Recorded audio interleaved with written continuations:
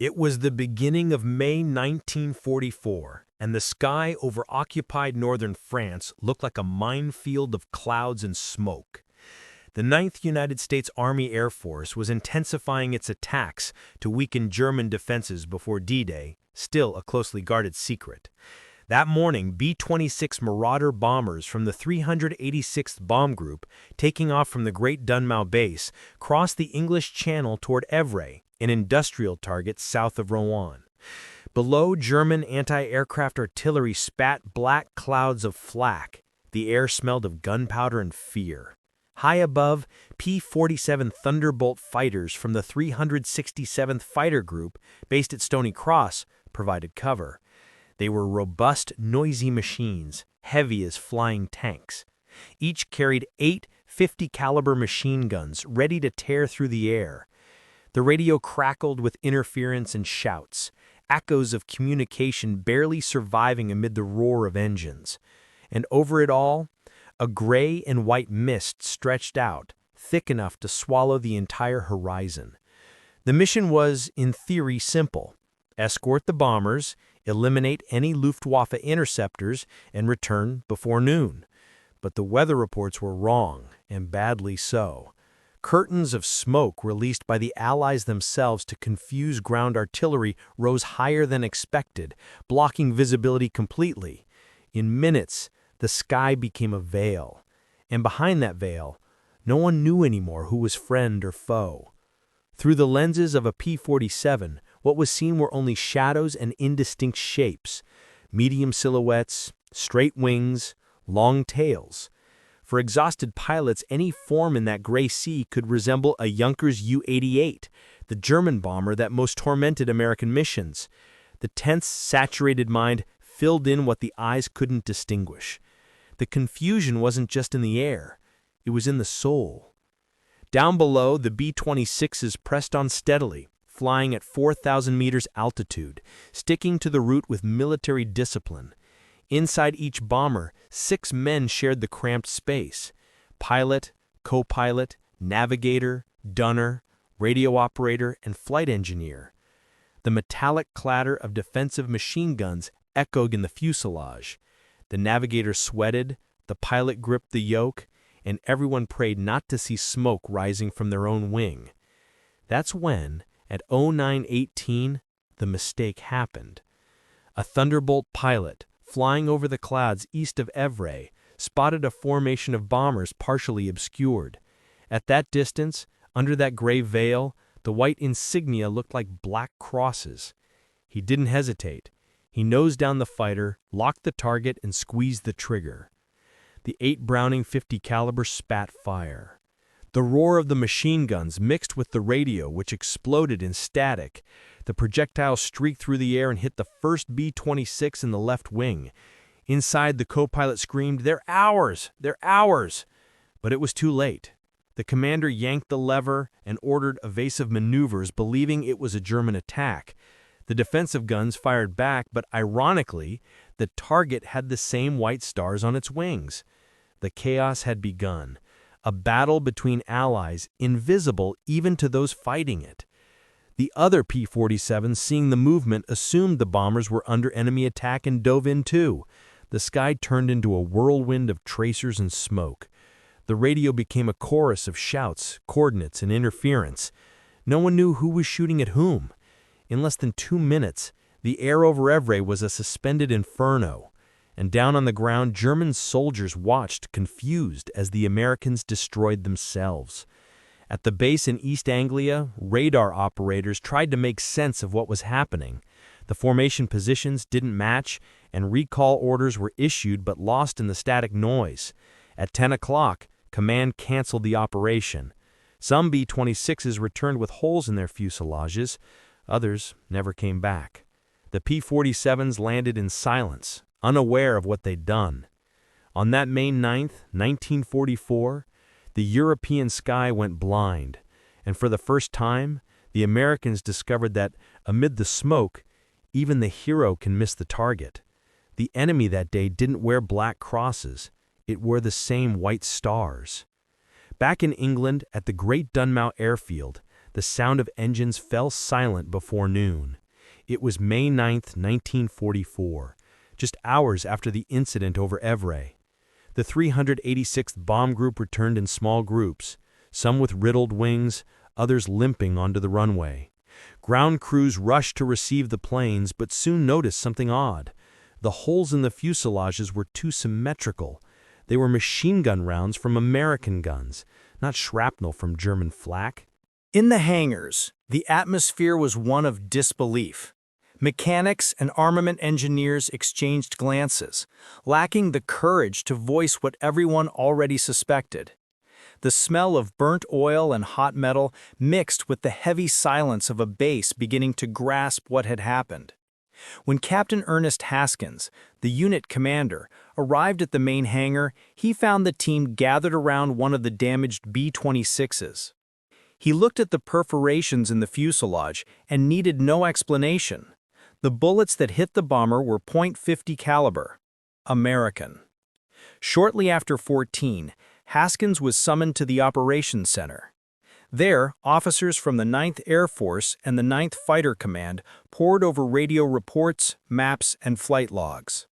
The coordinates of the two formations matched in the same quadrant over Évreux. No enemy contacts had been logged on radar. Everything pointed to the unthinkable.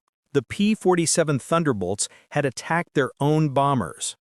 Misidentification in low visibility, the first preliminary report noted, a simple phrase for a complex disaster. That night, in the pilot's quarters, the silence was absolute. None of the men from the 367th Fighter Group spoke of it, but everyone knew. The radio had failed, the smoke had covered the sky, and instincts had done the rest. Among them was Lieutenant James Monroe, one of those who fired first. He spent hours sitting before his flight logbook, writing nothing. On the cover, the Air Force logo seemed to stare at him. For the first time, he wondered if the enemy was really on the other side of the clouds. At dawn on May 10, Command issued a direct order. No communication about the incident. Reports will be treated as confidential. The term used was Incident 44-05-09. No names, no accountability. Just a date turned into code. The Army needed to press on, and war had no room for remorse. Even so, for those men, the weight of the smoke hadn't lifted. It lingered, not in the French sky anymore, but inside them. From the German side, curiously, there was no record of combat in that sector at the same time. For them, nothing had happened. And perhaps that's why, to this day, the Germans never knew that on that day, amid the smoke, the Americans fired at themselves. The next dawn brought more than fog. It brought doubt. The pilots, who had always trusted each other like squadron brothers, now looked at the sky with suspicion. The smoke from the previous battle seemed not to have fully dissipated, hovering in every man's mind. Each engine sound echoed as a reminder that the mistake could repeat. Trust, so essential in the air, was beginning to crack. If you've made it this far, it's because this story gripped you as much as it marked those who lived it. So before we continue, take a moment to subscribe and follow other real stories, the kind war nearly erased, but memory insists on telling. Now, come back with me to the skies of France in 1944. In the following briefings, the atmosphere was tense. No commander dared mention the incident by name, but everyone knew. Instructions became stricter, formations more spaced out, and the rule was clear: fire only after confirmed visual identification. Even so, uncertainty lingered. Smoke, sun, fatigue, everything conspired against clarity, and each mission became a roulette between survival and deception. Meanwhile, the B-26s took to the air again, hitting new targets under a heavy silence. Many crewmen distrusted the escorts flying above. Some bomber pilots preferred to alter routes slightly without informing anyone, just to avoid crossing paths with the P-47s again. The fear of the invisible enemy now came from within their own ranks. War, as cruel as ever, found new ways to test loyalty. Across the Channel, American command tried to erase traces. Documents were classified, reports archived, and only a few intelligence officers knew the full truth. The priority was keeping morale intact. After all, a story of friendly fire could shake not just men, but an entire campaign. Silence became strategy, and also a burden. Yet not everyone accepted it quietly. Some pilots began keeping personal diaries, describing what they really saw and heard. Years later, it would be these accounts that revealed what the archives tried to hide. Because even when the sky is blind, there's always someone willing to see what others pretend not to. Months later, as Allied lines pushed into the French interior, echoes of that mistake still reverberated. Formations flew higher, protocols were followed to the letter, but fear remained. Each time a curtain of smoke rose from the ground, pilots' eyes fixed on the horizon, straining to distinguish friend from foe. The sky could be blue, but trust was still gray. At headquarters, a small group of officers analyzed radio transcripts and mission maps. Lieutenant Monroe's name stood out, the man who had confessed to the firing. Instead of punishment, he received silence. It was easier to let him fly again than turn the case into a scandal. He accepted, but knew forgiveness didn't erase the weight he carried on the yoke. On a winter night, Monroe sat alone in the hangar, watching his P-47. The victory marks painted on the fuselage now seemed to mock him. Each symbol represented an enemy downed, but none showed those he'd wounded unwittingly. The distant roar of engines was a reminder that the sky still demanded answers, and he knew the only way to pay was to keep flying. Meanwhile, the B-26s received new wing markings, broad white bands, easy to spot even through smoke. It was the direct result of the incident, a lesson learned at the cost of lives. The new protocols would save hundreds of crews later, but almost no one would know why. War didn't usually explain its changes, it just exacted them. In the months that followed, the topic vanished from official reports, but not from the men's memories. On every flight, there was a brief moment when all looked to the sky and remembered the day Allies mistook each other amid the clouds. It was the kind of memory time doesn't erase, it just makes quieter. The propellers spun again, slicing through the cold air of northern France. It was another mission morning, but no one allowed themselves to forget the past. The silence before takeoff felt heavier than the engine roar. Among the pilots, glances crossed without words, as if everyone knew trust was a patched wing. Friendly fire had left invisible scars. In the air, formations kept precise distance. Voices on the radio, once hasty, now sounded calculated, measured. Every order was repeated, confirmed, and still fear persisted. The sky was vast, but felt too small for so many fears. At every shadow in the clouds, a heart raced. War taught, but charged dearly for the lesson. The P-47 still roared with the same power, but their pilots looked differently. They no longer saw enemies in every dark spot. They saw questions. Questions about guilt, responsibility, the thin line separating mistake from duty. Modern war, they thought, wasn't just steel and fire, but also conscience. And conscience weighs more than lead. At the bases, orders were clear. Stay focused, don't look back. But the past always finds a way to fly along.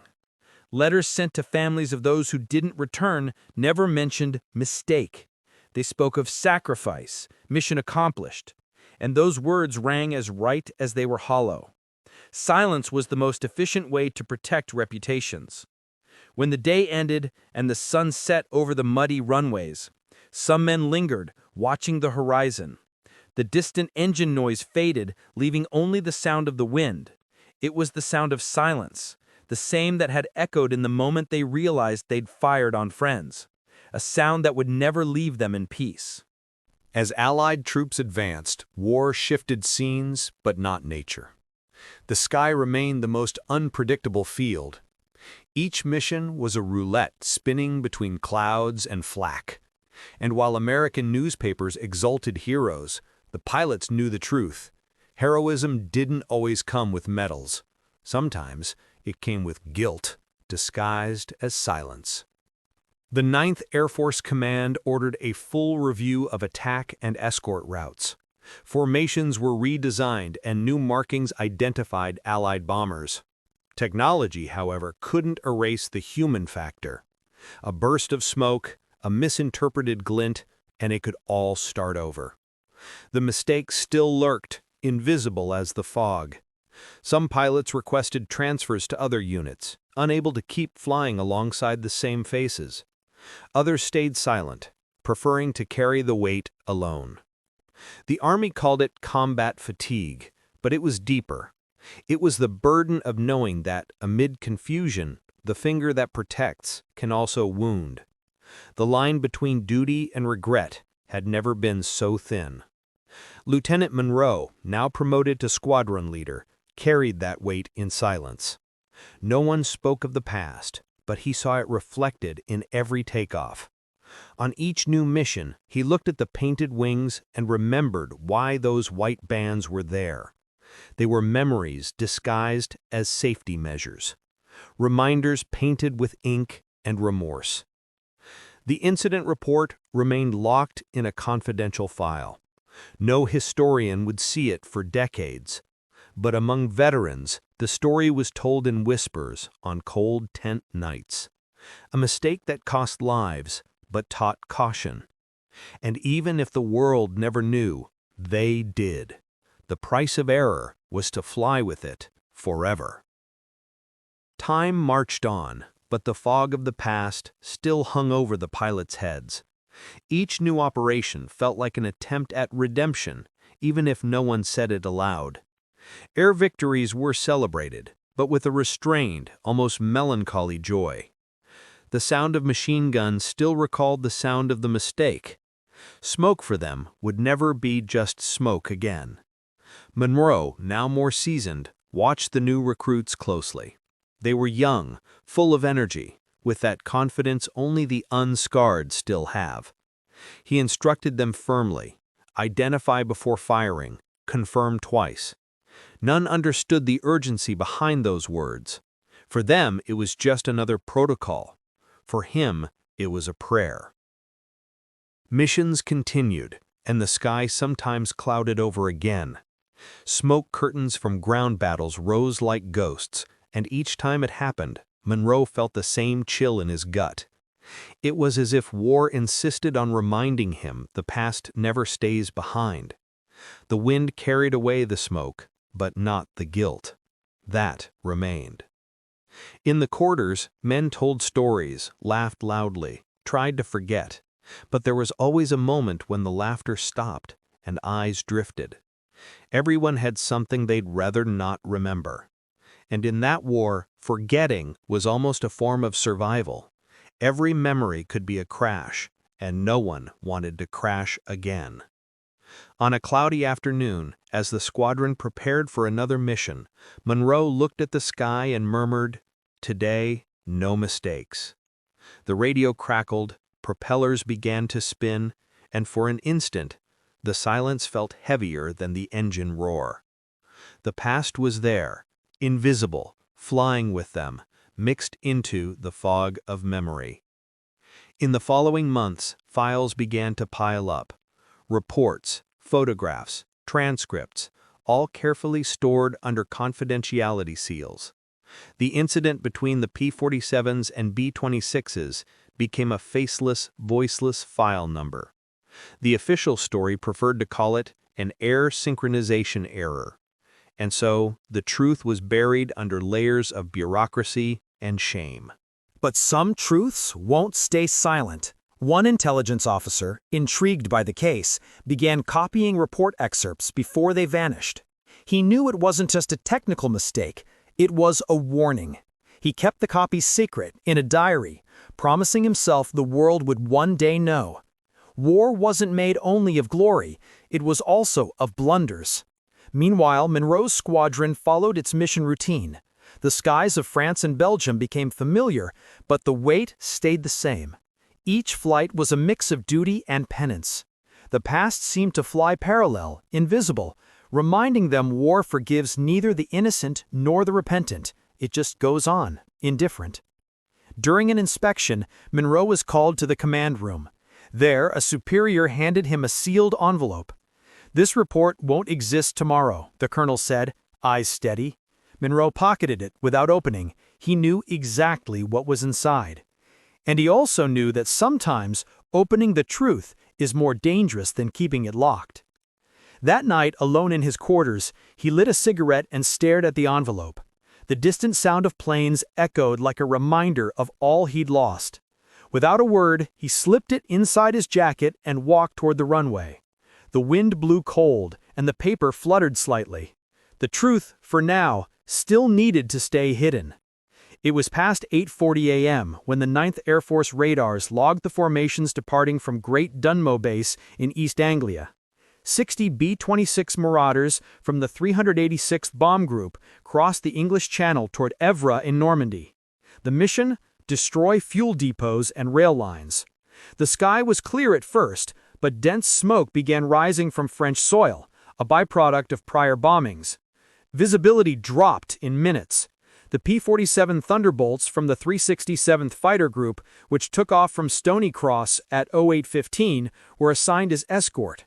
The plan was to rendezvous over Rouen at 09:10, but winds shifted the route. When the fighters spotted a formation of bombers partially shrouded in smoke, they believed they faced returning German Heinkel H-111s. Distance and haze turned allies into enemy silhouettes. At 09:18, the radio logged the first transmission. Visual on hostile formation, initiating dive. No identification code confirmation was made. 3 Thunderbolts dove simultaneously, firing 50 caliber bursts at the bombers. Inside the B-26 Missouri Mule, the navigator screamed, "They're ours! They're ours!" But the impact sounds drowned the warning. One engine caught fire immediately. The chaos lasted less than 2 minutes. The B-26 Sweet Chariot was hit in the right wing and forced to abandon formation. Another, Lucky Star, limped back to England, landing at Manston with 84 bullet holes in its fuselage. When Mission Command received the report at 10:05, it was too late. No enemy fighters had been detected in the area at that time. The mistake was confirmed, but impossible to undo. At 11:30, the P-47s landed at Stony Cross in silence. Major Charles G. Madison, squadron leader, noted in the flight log just one line: "Tragic error, total smoke." That morning would be marked in the 9th Air Force's internal records as Incident 44-05-09, a cold sequence of numbers for a mistake that would burn in the memory of all who witnessed it. 3 days later, on May 12, 1944, Major Madison was summoned to the IX Fighter Command headquarters in Bury St. Edmunds. There, a team of air investigation officers awaited him with stacks of reports. The evidence was clear. Impact marks on the B-26s matched American 50 caliber ammunition, no signs of enemy attack. Friendly fire had been inevitable and undeniable. Madison kept his eyes fixed on the floor throughout the interrogation. The initial 17-page report detailed coordinates, altitude, and even the estimated time between first shot and recall, 1 minute and 43 seconds. Radio logs showed visual recognition wasn't completed. Visibility was under 1,500 meters, and smoke had distorted insignia colors.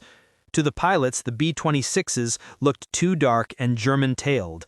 The error was technical, human, and inevitable. At the 386th base, medical teams tallied losses. 5 crewmen wounded, 2 dead. Among them, Sergeant Paul Whitmore, tail gunner, hit during the first P-47 dive. His body was found still clutching the machine gun without having fired a single shot. Survivors were instructed to maintain absolute secrecy. War needed to go on, and the story would be reduced to a footnote. Higher command ordered immediate changes. New identification bands would be painted on all Allied aircraft starting in June. The famous invasion stripes, black and white stripes created to prevent mix-ups during D-Day. Few knew it, but the trigger for that decision was born from this incident. The stripes would be the visual antidote to smoke and haste. That night, Madison wrote in his diary, "We didn't err from carelessness, we erred from lack of vision, literal and moral." He closed the notebook, turned off the light, and stared at the dark sky over East Anglia. Up there, the wind still carried the distant sound of engines. It was the sound of regret circling over the field of history. June 1944. The Normandy invasion was underway, and the French sky was a tangle of engines, smoke, and hope. The Évreux mistake still echoed among the 367th Fighter Group veterans, but there was no time for regrets. Each day brought new missions, new risks, and new chances to err again. The sky remained the same field of uncertainty. On the 15th, just before dawn, P-47s took off from Stony Cross for a close air support mission near troops in Saint-Lô. The B-26 bombers, flying just below, would be the hammer of the attack, destroying German defenses on the main road. The air was thick, filled with smoke from vehicles and anti-aircraft fire. It was a living painting of chaos, where distinguishing shapes became a cruel challenge. At 0742, the radio erupted in noise. One pilot shouted he saw shadows crossing the line. They were B-26s returning from the first pass.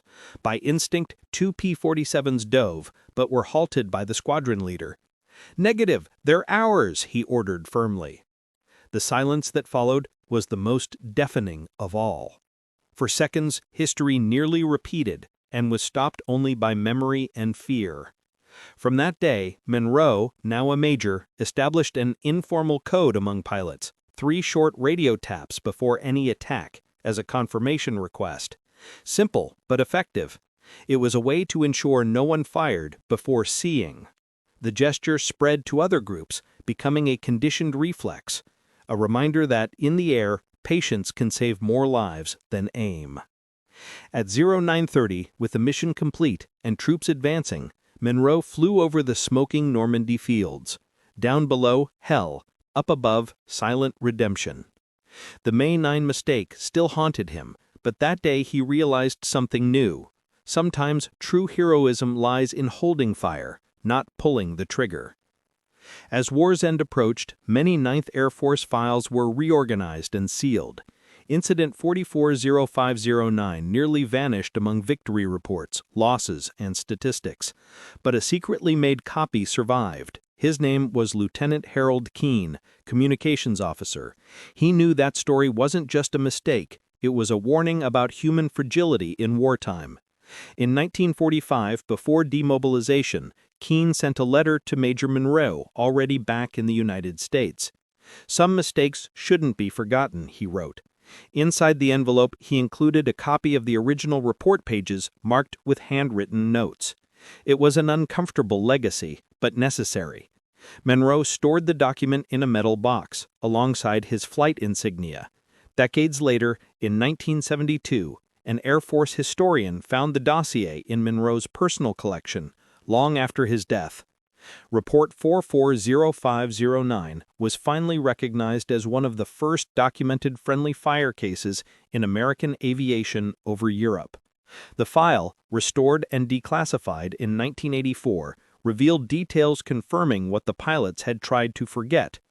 The story, at last, emerged from the shadows. Attached photographs showed B-26 fuselages, with perfectly round holes and fragments of American projectiles.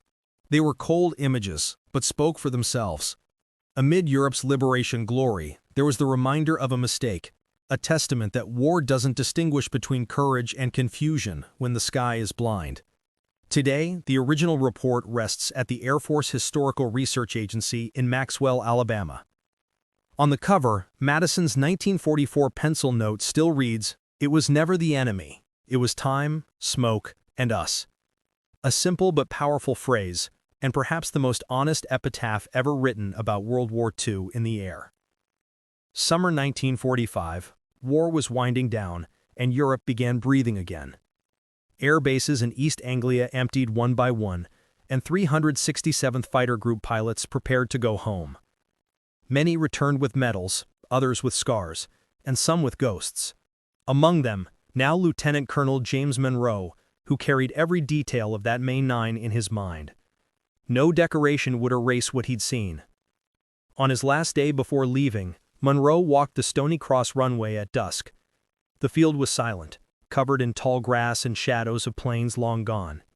He knelt, picked up a small scorched piece of metal and pocketed it. A fragment from an old B-26. To him, that bit of aluminum was worth more than any trophy. It was memory, it was penance, it was truth. During the flight back to the United States, Monroe watched the Atlantic sky and wondered how many stories like his lay buried under reports and codes. War, he thought, was a great storyteller, but not all tales had the right to be heard. Some were cut by censorship, others by remorse. And there were those that survived only in the memory of those bold enough to remember. Landing in New York, he was greeted with honors. Journalists called him a Normandy hero. He just smiled, without correcting anyone. The true war, the one fighting inside him, wouldn't make headlines. Applauded by strangers, Monroe felt the world celebrated a man he no longer was. The past followed him, invisible, like an airplane shadow over the sea. Years later, in a rare interview, he would sum it all up in one sentence. In the sky, there are no enemies, just men trying to survive their own fear. The recording, made in 1958, was forgotten for decades until rediscovered alongside the 440509 report file. And that's where the story began to complete, not as tragedy, but as confession. When the invasion stripes, those black and white bands, began appearing on Allied aircraft wings in June 1944, few knew the true reason. Officially, they were to prevent mix-ups during the Normandy invasion. But behind the scenes, many pilots knew. Those bands were a silent tribute to the Évreux mistakes. Each brushstroke of paint carried an unspoken plea for forgiveness. At Saint-Léger base, technicians and mechanics worked through the night painting hundreds of planes. Paint-smeared hands moved fast, as if each line could erase the past. Among them was Sergeant George Whitmore, brother of the gunner killed in the May incident. When finished, he discreetly wrote under a P-47's wing, "For Paul." A small gesture, invisible to the world, but eternal to the one who made it. Pilots noticed that after the stripes, something changed. The skies felt less dangerous among Allies. Formations were more organized, attacks more precise.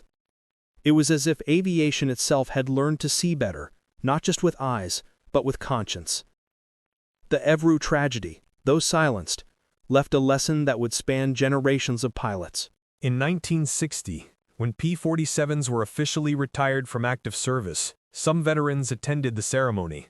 Among them, ex-bombers and ex-fighters who had faced each other unknowingly. No speech mentioned the incident, but a look in their eyes said it all. Those painted stripes on the wings, now faded, told a story words dared not touch. And so, the symbol born of confusion became an emblem of unity. What started as a mistake ended as learning, and, in a way, as forgiveness. The sky, at last, turned blue again. But under the white and black paint, the past lingered, reminding all that even heroes err, and the most important thing is never to err twice. In 1984, Report 440509 was officially released by the United States Air Force Historical Archives. 40 years after the incident, the world finally learned of the day P-47 Thunderbolts fired on their own B-26 Marauders. The document was cold, technical, full of numbers, but behind every line were men, young, weary, human, trying to do right amid the confusion of a wartime sky. The case was revisited by historians and veterans, and many were stunned by its scale. There were no punishments, no courts, just silence and procedural changes. The Allied Recognition Manual, revised in 1945, began citing new recommendations based on that incident. A painful mistake turned into doctrine. And, in a way, that's how military history always worked. Blood wrote the lessons. In a discreet ceremony at Maxwell Air Force Base in Alabama, a group of veterans was honored for their unwitting contribution to air safety. Among the names was James Monroe, no longer alive. At the podium, an officer read an excerpt from his diary, found with the report. "War blinds the eyes but opens the ears of conscience. May no one fire without seeing what they're shooting at." The audience fell silent. the kind of silence that carries respect. The P-47s, long retired, now rest in museums and historic aviation hangars. Some still discreetly display the black and white stripes under their wings, visual mementos of a mistake that later saved hundreds. Visitors take photos, children point at the fighters and ask about battles. Few imagine those bands were born from a moment of chaos, confusion, and regret. But perhaps it's better that way. The lesson has already fulfilled its mission. And so ends the story of the day the sky went blind with smoke. An American mistake, yes, but also human, universal, inevitable. Stories like this remind us war isn't made only of victories, but of mistakes and learnings, of men trying to see through the fog. And here we tell each one as it really happened. If you want to keep traveling through real facts, told with the weight and silence they deserve, subscribe to the channel. The next mission is already in preparation.